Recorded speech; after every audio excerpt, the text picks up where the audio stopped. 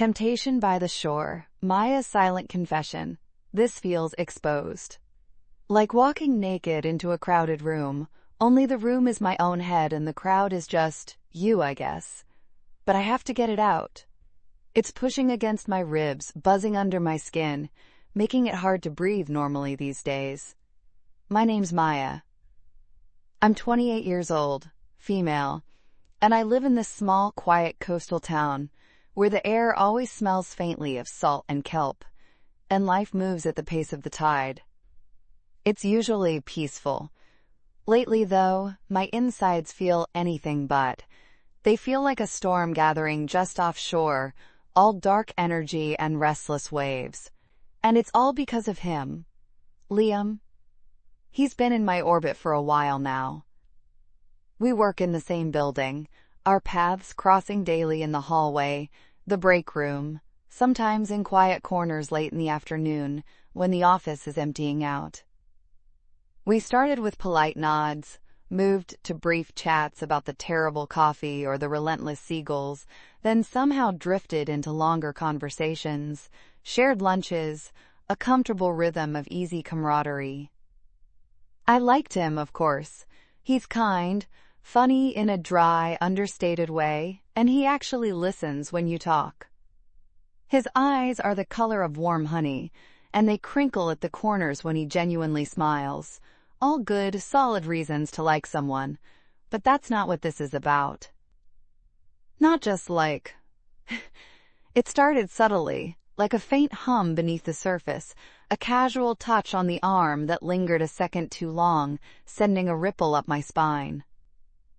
The way he'd lean close to show me something on his screen, and I'd catch the clean, warm scent of his skin, making my head feel suddenly light. His laughter, a deep, resonant sound that somehow felt tangible, wrapping around me. Then it deepened. Quickly, intensely. It wasn't just about the friendly interactions anymore. It became a constant awareness, a low-level thrumming that amplified whenever he was near. My eyes started seeking him out instinctively. I'd find myself watching him when he was focused on his work, the way his brows furrowed slightly in concentration, the strong line of his jaw, the easy power in his shoulders even when he was just sitting at a desk. And there, in those quiet observations, something shifted. The friendly warmth morphed into something hotter, more urgent. My thoughts started to betray me. They'd drift, unbidden, to illogical places, imagining the feel of his hand in mine. Not just the fleeting brush, but a firm, intentional hold. Wondering what it would be like to stand truly close to him, to feel the heat radiating from his skin, the steady rhythm of his breathing. Simple things, really, but they'd send a jolt through me, a quickening of my pulse. It became a physical sensation, not just a mental one. My skin felt more alive, more sensitive, especially when he was around. A casual glance from across the room could make my cheeks feel warm. Hearing his voice unexpectedly would make my breath catch in my throat. My nerves felt exposed, buzzing just beneath the surface. It was intoxicating and terrifying. There was one evening in particular. We were both working late, the office quiet except for the hum of computers and the distant sound of waves on the shore. He came over to my desk to ask a question about a project. He leaned against the edge, arms crossed loosely over his chest, looking relaxed but focused. The overhead lights were dim, casting soft shadows, and for a moment, it felt like we were the only two people in the world.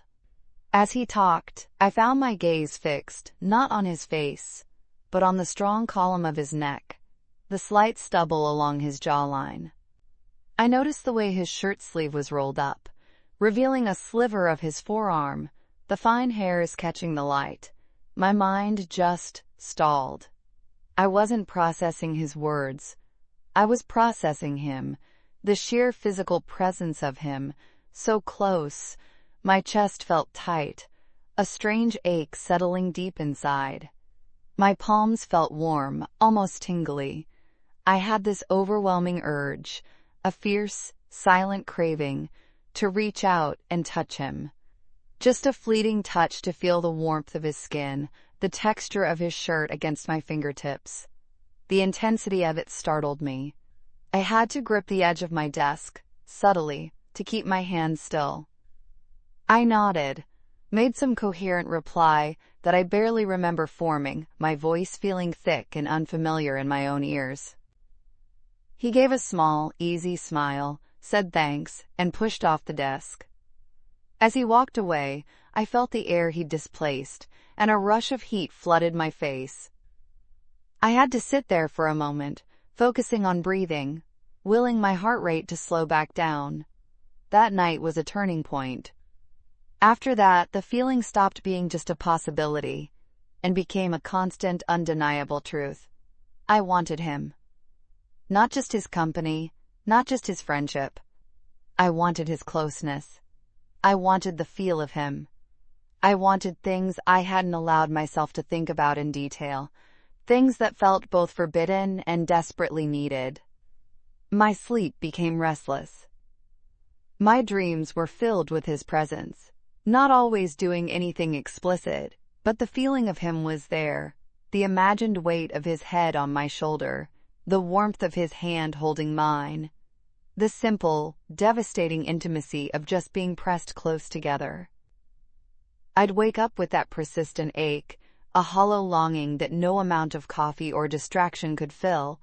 Every mundane interaction became charged. If our hands accidentally brushed, reaching for the same file, it felt like static electricity, like a secret language spoken between our skin.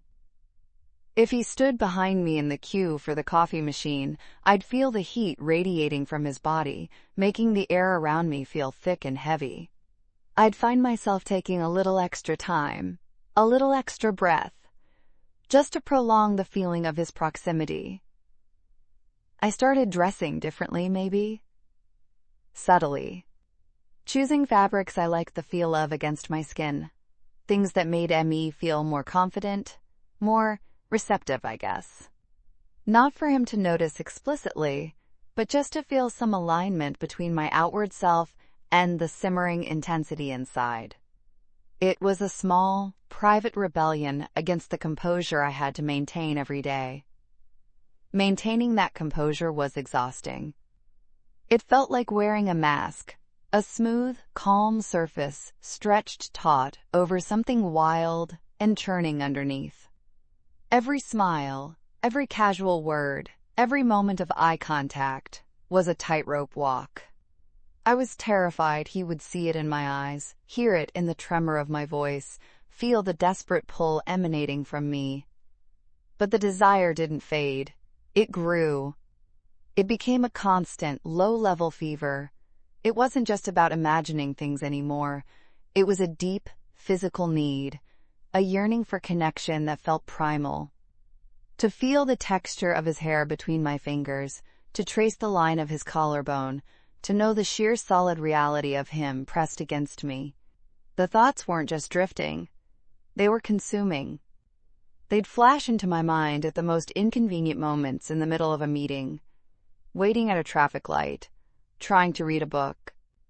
Images, sensations, fragments of imagined closeness that would leave me momentarily breathless, my body tightening with a silent, desperate plea. And the intimating part, it's not just about the wanting. It's about how he makes me feel about myself. Around him, I feel seen in a way that awakens something dormant. Something deeply feminine, responsive, wanting to be met with equal intensity. There's a vulnerability in that, acknowledging that another person has this profound effect on my physical and emotional landscape. It's the feeling of wanting to surrender to that gravitational pull, to let go of the mask and see what happens when the storm finally hits. It's the anticipation that's almost unbearable. The thought of his lips, his hands, his presence, not just as an abstract idea, but as a tangible, imminent possibility. The way my stomach clenches, my breath hitches, just contemplating the sheer heat of that potential connection. It's the longing to bridge the space that exists between us, the few feet of air that feel like an uncrossable chasm, and finally, feel the solid reality of him against me. Today, the need just crested. I was walking along the pier, the wind whipping my hair, the waves crashing against the pilings. The vastness of the ocean somehow mirrored the vastness of this feeling inside me, and I knew I couldn't keep it contained anymore. It felt dishonest, constrained. This fierce, burning light needed to be acknowledged, even if it just dissolved into the salt spray. So, this is it. This is my confession. My secret, simmering truth laid bare. It's raw, it's clumsy, and it feels utterly necessary. It's the admission of a desire so potent, so physical, that it has rewritten the landscape of my days and nights. It's acknowledging that every casual interaction, every shared glance, every moment of proximity has stoked this fire inside me. It's telling you, whoever you are, listening to this silent outpouring, that I ache for him. Deeply, viscerally, that the thought of his touch is a constant current under my skin, the sound of his voice, a physical vibration in my chest, the warmth of his presence, a craving that settles in my bones. My body feels drawn to him with a force I can't understand, a silent, urgent pull towards his heat, his strength, his closeness. It's a confession born of sleepless nights and distracted days, of covert glances and imagined touches, of a heart that pounds faster just at the sound of his name. It's admitting that I want to know the feel of his skin, the reality of his arms around me, the answer to the question my body whispers constantly in his presence. What would it be like? And saying it out loud, even just like this, sending it out into the quiet digital air, it's terrifying. But it's also, finally, a release. A small echo of the storm that's been raging inside.